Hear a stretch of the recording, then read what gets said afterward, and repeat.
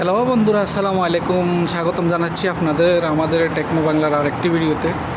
তো আজকে নিয়ে আসলাম আমরা ভিন্ন রকম একটা ভিডিও। এটা হচ্ছে সিল ওয়াটারের পাইপ কীভাবে লাগানো হয় সিল ওয়াটারের। তো এটাও আমাদের সেন্ট্রাল এসির কাজের অংশ। তো এটা আমাদের সেন্ট্রাল এসিরই কাজ, তবে এখানে মানে লোক আলোক আলোক কাজ করা হয় আর কি। পাইপ সেকশনের আলোক লোক, ডাক্টিং সেকশনের আলোক লোক, সেকশন আলোক আর কি, কিন্তু কাজ আমাদের সেন্ট্রাল এসিরই। তো দেখতেছেন আপনারা এই যে ওটা হচ্ছে ইলেকট্রিক ট্রে পাশে, এটা করিডোরে মেন লাইন থেকে ফ্ল্যাটে এভাবে কীভাবে ঢুকেছে, কীভাবে ফ্ল্যাটে গিয়েছে দেখতেছেন।